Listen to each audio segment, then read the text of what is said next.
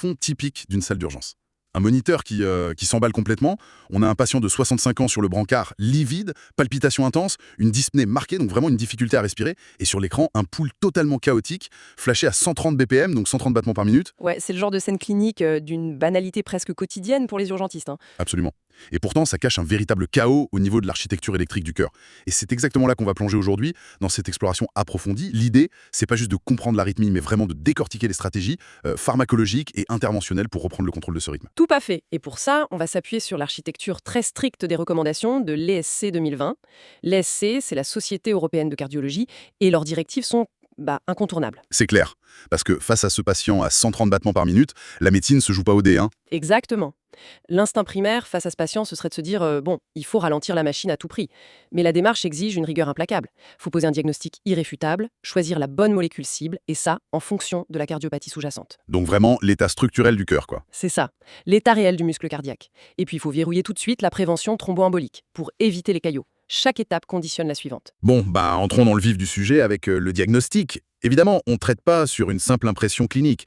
Les recommandations de l'ESC exigent une preuve formelle de cette fameuse fibrillation atriale, la FA. Ouais, il nous faut un critère strict. On parle d'un tracé ECG, donc un électrocardiogramme, à 12 dérivations. Ou alors un tracé monopiste de plus de 30 secondes. D'accord. Et sur ce tracé, mécaniquement, qu'est-ce qu'on cherche? En gros, on cherche l'absence d'onde P. L'onde P, c'est ce qui marque normalement la contraction régulière des oreillettes. Et on cherche aussi des intervalles RR irréguliers, en supposant que la conduction auriculo-ventriculaire, la conduction AV, soit intacte. En fait, c'est comme un orchestre sans chef, si je comprends bien. C'est une super analogie, ouais. L'absence d'onde P, c'est le chef qui a disparu, et chaque musicien joue à son propre rythme, d'où les intervalles irréguliers. Exactement. Le nœud sinusal ne fait plus son boulot de chef d'orchestre et une multitude de micro-foyers dans les oreillettes prennent le relais n'importe comment.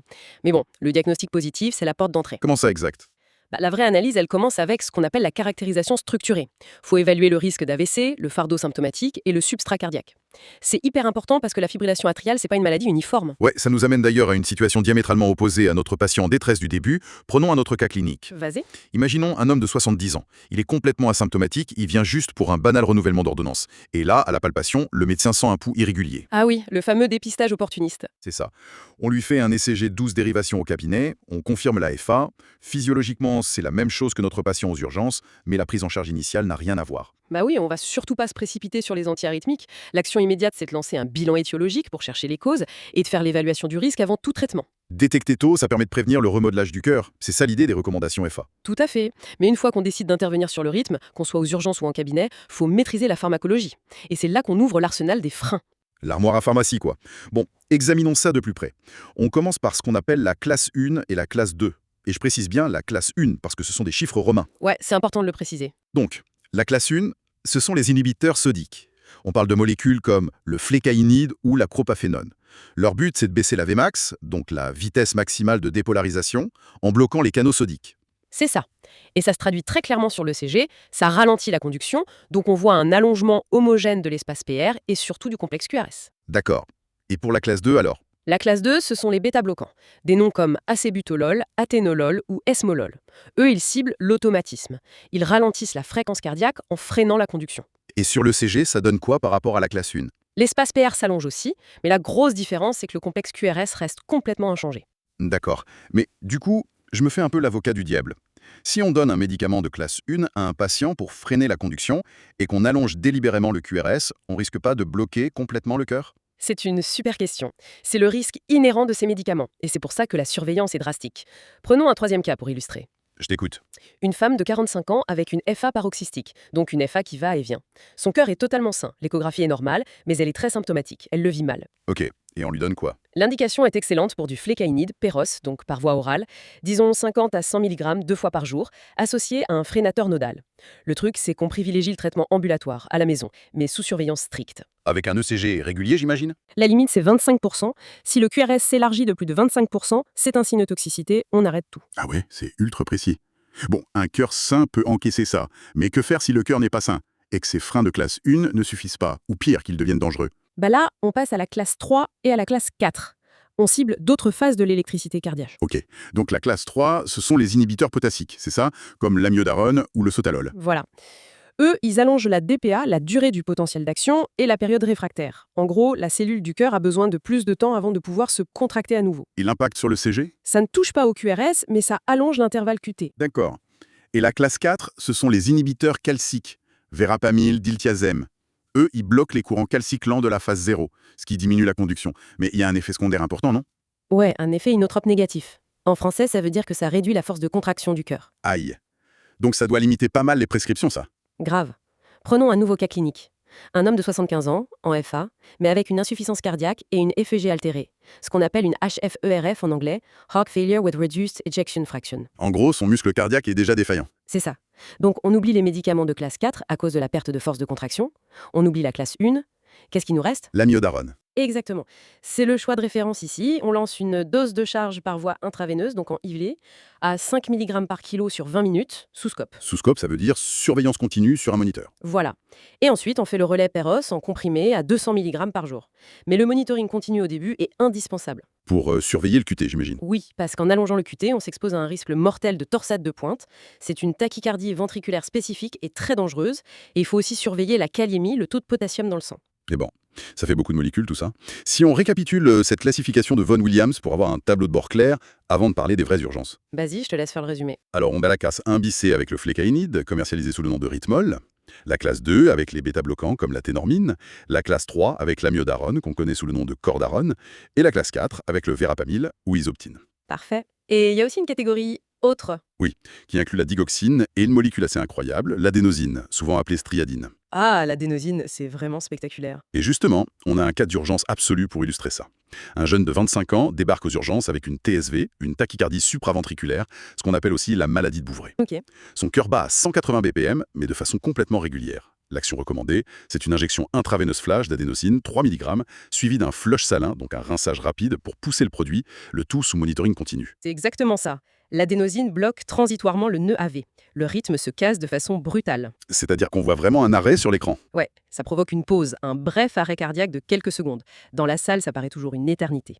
Et pouf, le rythme redevient sinusal, normal, en quelques secondes. C'est un peu le bouton redémarrer du cœur. C'est fou. Bon, ça c'est pour la crise. Mais une fois l'urgence résolue, comment on choisit le traitement au long cours, sur des mois ou des années? Tout repose sur l'architecture du cœur. C'est l'arbre décisionnel. Si le patient n'a aucun signe de cardiopathie structurelle, on a l'embarras du choix. Dronédarone, flécainide, propafénone, sotalol ou même l'ablation par cathéter. Et s'il y a un problème structurel? L'étau se resserre. S'il y a une CAD, donc une coronary artery disease ou maladie coronaire, ou une HFpEF, une insuffisance cardiaque avec fraction d'éjection préservée, ou encore une maladie valvulaire, Ouais. là on limite à amiodarone, dronédarone, sotalol ou ablation. Et au stade de la HFrEF, l'insuffisance avec fraction réduite dont on parlait tout à l'heure, c'est amiodarone ou ablation. Un point, c'est tout. La présence d'une cardiopathie structurelle dicte la loi. Ok, prenons un nouveau cas pratique pour tester cet algorithme. Une patiente de 60 ans, elle a un antécédent d'infarctus, donc une CAD, et elle fait des FA récurrentes très symptomatiques. D'accord? Moi je me dis, la fameuse classe 1, le flécainide, ça marchait super bien chez la patiente de 45 ans, pourquoi on lui donne pas ça? Malheureux, c'est le piège absolu. Ah bon? L'algorithme l'interdit formellement. Le flécainide est totalement contre-indiqué en cas de cardiopathie ischémique sous-jacente, comme un ancien infarctus. Pourquoi? Parce que le tissu de son cœur est abîmé, il y a une cicatrice. Si tu donnes un bloqueur sodique puissant, tu peux créer un court-circuit et déclencher une arythmie ventriculaire mortelle. Ça pourrait littéralement la tuer. Ah ouais, carrément, faut pas se louper. Mais dis-moi, on parle beaucoup de médicaments depuis tout à l'heure. Que se passe-t-il si un patient refuse tout simplement de prendre de pilules tous les jours? L'algorithme prévoit ça. Il sépare la FA paroxystique de la FA persistante. Donc un autre cas clinique. Un homme de 50 ans, FA paroxystique, hyper invalidante, mais son cœur est sain. Il refuse la contrainte du flécainide au quotidien. Dans ce cas, l'orientation thérapeutique, c'est l'ablation par cathéter pour l'isolation des veines pulmonaires, ce qu'on appelle la PVI pour Pulmonary Vein Isolation. Et c'est proposé en première intention? Oui, on peut lui proposer en première ligne. C'est une recommandation de classe IA. Et d'ailleurs, si les médicaments avaient échoué, ça deviendrait une classe 1. Et pour la FA persistante? Le choix du patient compte aussi pour l'orientation. Mais attention, le document insiste sur un point éthique crucial.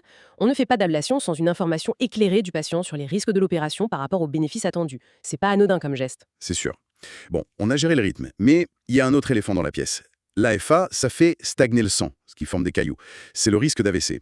Comment on sécurise ça? On introduit le score HS-BLED. C'est un outil pour évaluer le risque de saignement. S'il est supérieur ou égal à 3, on a un haut risque hémorragique. Et donc, on ne donne pas d'anticoagulant. Non, justement. C'est l'erreur classique. Ce n'est pas une contre-indication absolue. Ça veut juste dire qu'il faut une surveillance rapprochée. D'accord. Et puis, il y a la règle d'or pour ce qu'on appelle la péricardioversion. Si on prévoit un choc électrique pour une FA qui dure depuis plus de 24 heures, l'anticoagulation thérapeutique doit être commencée au moins 3 semaines avant le choc. Sauf si on fait un examen particulier, c'est ça? Oui, sauf si on exclut la présence d'un caillot par une ETO, une échocardiographie transœsoagéenne. Mais dans tous les cas, c'est obligatoirement 4 semaines d'anticoagulant après le choc. Bah oui, c'est un peu comme arrêter une machine à laver en plein cycle. Faut être sûr qu'aucun débris ou caillot ne va être expulsé dans la tuyauterie quand on remet le courant. J'adore l'image, c'est tout à fait ça. Donc, cas clinique numéro 8.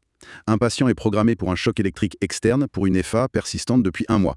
La règle, c'est que même si le choc réussit du premier coup et qu'il retrouve un rythme normal, il doit quand même prendre ses anticoagulants pendant 4 semaines minimum. Exactement. C'est non négociable. Et après ces 4 semaines, on avisera selon ces facteurs de risque sur le long terme. D'accord, les règles sont super claires. Mais bon, la médecine, c'est rarement aussi simple. Qu'est-ce qu'on fait quand 2 conditions extrêmes se superposent? Ah, les situations complexes. Vas-y. Par exemple, un patient qui fait un SCA, un syndrome coronarien aigu, une crise cardiaque, quoi, et à qui on pose un stent avec une angioplastie, ou PCI, et en plus, il a de la FA. Là, on a un conflit. Le stent demande des antiplaquettaires et la FA demande des anticoagulants. La recommandation, c'est un arrêt précoce de l'aspirine en moins d'1 semaine si les suites du stent sont simples. Et ensuite, on lui donne quoi? On fait un relais par une double thérapie. Un AOD, un anticoagulant ORAC direct, associé à un inhibiteur P2Y12, préférentiellement le clopidogrel, et ce jusqu'à 12 mois. C'est de l'orfèvrerie. Et dans le cas de la grossesse, on a un cas pratique là-dessus. Oui, c'est toujours très délicat. Une patiente enceinte de 28 SA, donc 28 semaines d'aménorrhée. Elle développe une FA persistante, très symptomatique, mais avec un cœur sain. Déjà, si c'est une urgence ou qu'elle est instable, par exemple si elle a une cardiomyopathie hypertrophique, la cardioversion électrique est recommandée, c'est du II. Mais si elle est stable? On privilégie les bêta-bloquants ou les inhibiteurs calciques. Si ça échoue, on s'oriente vers du flécaïnide ou du sotalol-péros, c'est aussi du II. Mais évidemment, sous surveillance stricte du fœtus et de la mère. On a 2 vies en jeu. C'est d'ailleurs une recommandation de classe 1 de surveiller les 2 étroitement. Ça se comprend. Bon, tout à l'heure, on parlait d'éviter les AVC avec les anticoagulants. Mais le revers de la médaille, c'est le risque d'hémorragie sévère. Le fameux risque inhérent aux AVK, les antagonistes de la vitamine K, ou aux AOD. Cas clinique numéro 10. Assez effrayant. Un patient traité par AVK pour sa FA arrive en réanimation avec une hématémèse massive. Il vomit du sang. Et son INR, l'International Normalized Ratio, qui mesure la coagulation, est catastrophique. Il est à 6. L'hémorragie est active, le sang ne coagule plus du tout. C'est l'urgence absolue. On fait quoi? Action immédiate, arrêt total de l'anticoagulant. Et on fait une perfusion intraveineuse urgente de PPSB. Le PPSB, ce sont les concentrés de complexes prothrombiniques à 4 facteurs, c'est ça? Voilà, c'est recommandé en IIA. Et on couple ça à l'administration de vitamine K pour une réversion rapide de la coagulopathie. C'est l'antidote absolu pour refermer la brèche en situation critique. Bon, on a traversé pas mal d'urgences et d'algorithmes complexes aujourd'hui. Pour terminer, je pense qu'il faut prendre un peu de recul. Les recos ESC 2020 mettent l'accent sur une prise en charge globale avec 3 grands piliers. Oui, l'approche intégrée, c'est essentiel. Le premier pilier, c'est la prévention embolique. Évaluer les scores de risque, gérer l'anticoagulation, Le deuxième pilier, le contrôle des symptômes. Ça, c'est tout ce qu'on a vu avec les antiarythmiques, de la classe 1 à la classe 4, ou alors l'ablation. et le troisième pilier, souvent oublié, ce sont les modifications du mode de vie. Exactement. Le dépistage de l'HTA, l'hypertension artérielle, et surtout du SAOS, le syndrome d'apnée obstructive du sommeil. On a un dernier cas clinique hyper pratique pour illustrer ça. C'est la checklist de sortie d'hospitalisation. Très bonne initiative de l'ESC, ça. Admis pour une FA, le médecin doit vérifier 3 choses. Vas-y. 1. Est-ce que le statut anticoagulant est verrouillé? 2. Est-ce que la molécule choisie est bien adaptée à l'ECG, notamment au QT et au QRS, et à la fonction rénale et hépatique du patient? Ok, et le troisième point? 3. A-t-on programmé un dépistage pour l'apnée du sommeil? Une polysomnographie, surtout si le patient signale des ronflements ou s'il est obèse. C'est vital. L'apnée du sommeil provoque des variations de pression dans le thorax qui étirent mécaniquement les oreillettes et relancent la FA. Traiter l'un sans l'autre, ça ne sert à rien. Eh bien, ça nous amène à une petite réflexion pour la fin. Aujourd'hui, tout ce système de soins qu'on vient de détailler, il dépend d'un ECG fait un peu par hasard chez le médecin ou d'une crise qui amène le patient aux urgences. Ouais, c'est réactif, quoi. Mais avec l'explosion des montres connectées, qui détectent les anomalies du pouls en continu à la maison, tu penses pas que ces algorithmes vont devoir être totalement réécrits dans les années à venir? Bah, c'est clair. On va détecter des FA totalement asymptomatiques des mois avant qu'elles ne deviennent un problème clinique. Ça va changer la définition même du fardeau arythmique. Ça promet des débats passionnants pour les prochaines recommandations. En tout cas, c'est un sujet fascinant sur lequel méditer. Merci à tous d'avoir suivi cette exploration au cœur de l'électricité du corps humain, et à très bientôt pour une nouvelle analyse.